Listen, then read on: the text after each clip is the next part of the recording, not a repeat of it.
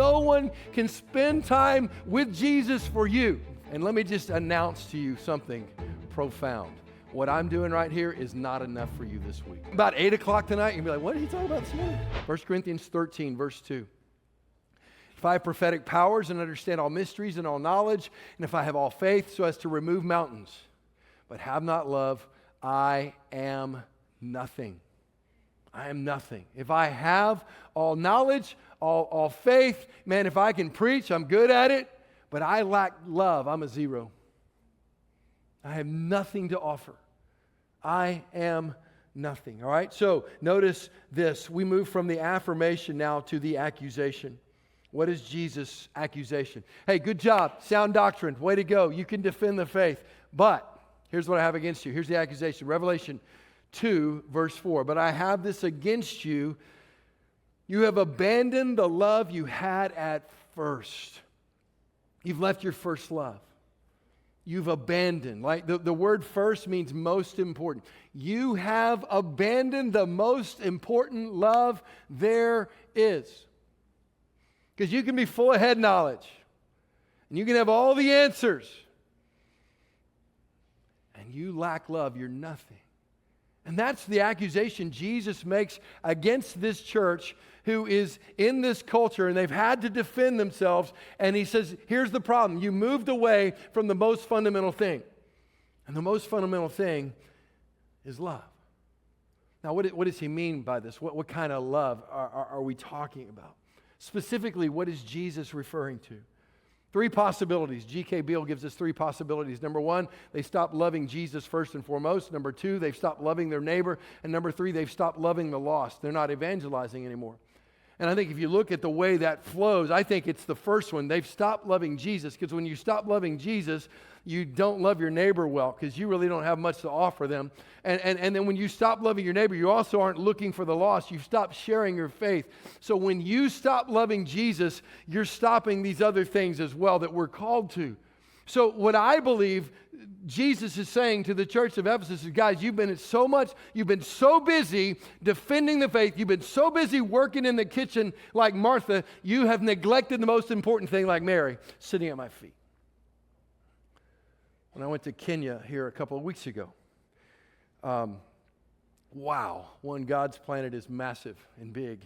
You who travel internationally a lot, I feel for you. Number 2, God's movement across the globe is amazing. I hit 3 cities. We train leaders, about 200 leaders per city. So we got to pour into 600 church leaders in Kenya. So our impact, we think, is about 20,000 strong for the time we spent there. And I talked to them about the proper flow of leadership, that there is a proper flow of leadership that flows from as a pastoral leader. And here's what I told them. I said, everything begins with you and Jesus. And everything flows out of that. And I said, now let me challenge you. It goes you and Jesus, to you and your wife, to you and your kids, then to you and your church leadership, then out to the church, then out to the world. That's the cascade. And a lot of us pastors, we spend time with Jesus, we say bye to our wives and our kids, and we say, we'll see you when they're about 18 years old. And we go off because we got to rescue people and build the church. And we neglect our homes.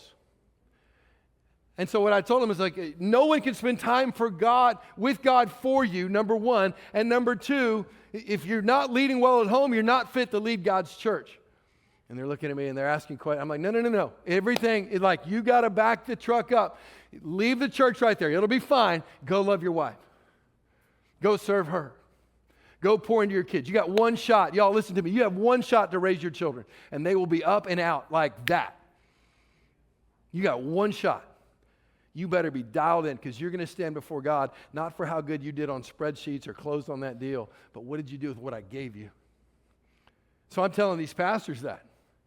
And then you take it out to your leadership, then out to the church, then out to the world. That's the proper flow. But my whole message to them and my message to you today is no one can spend time with Jesus for you. And let me just announce to you something profound. What I'm doing right here is not enough for you this week. When I say that's profound, it's a little joke here.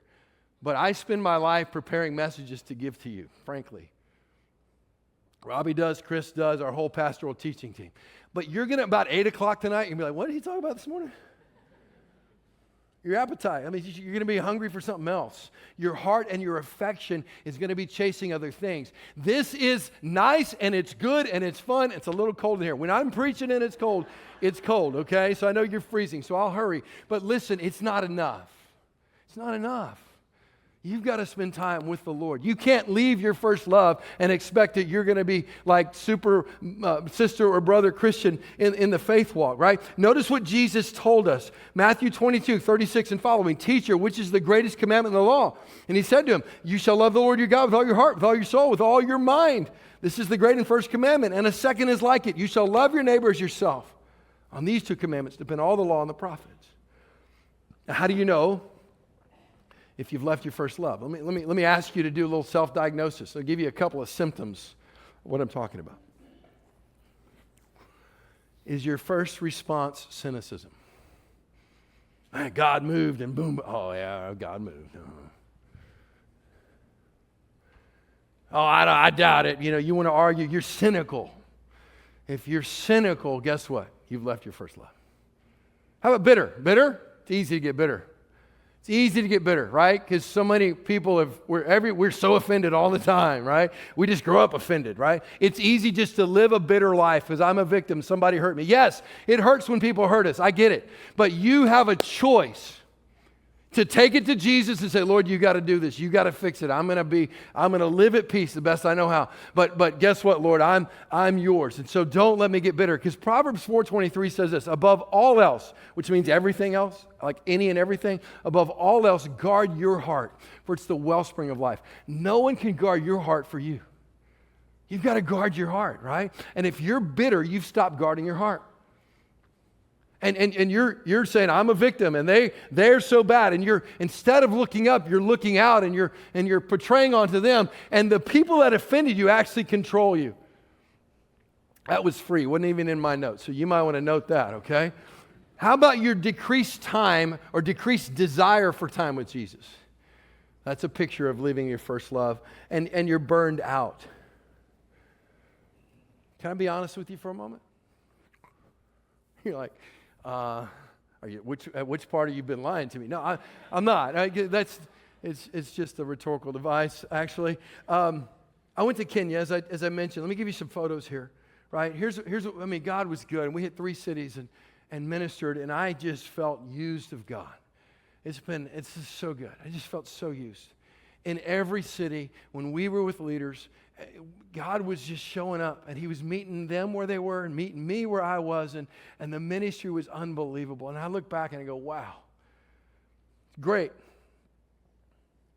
Wake up on Friday morning, we got to head back. Friday morning, we wake up at 5 in one city, drive 2 hours, teach for about 6 hours, get on a plane back to Nairobi, so then at 11 o'clock that night, we can fly to Brussels, then to Chicago, then to Houston. That was for Friday from 5 a.m. through Saturday here at about 7 p.m., and I preached the next morning.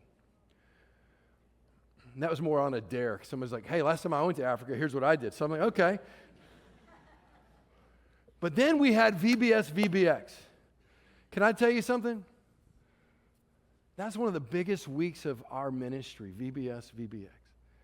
I had nothing to give. And here's the problem. I didn't really care. I didn't really care. Now, jet lag is real, right? That's one. But 2, you see this with Elijah. He fights this massive battle. Then he comes down and he crashes, right?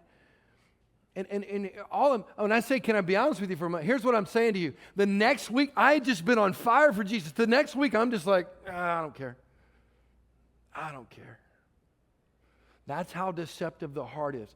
Jet lag can keep you from loving Jesus well. How much more the pressures of this life, how much more the projects you're working on, how much more the resources you're chasing, how much more the dynamic relationally in your home can keep you from loving. If jet lag can move my heart away from Jesus, anything can move my heart away from Jesus.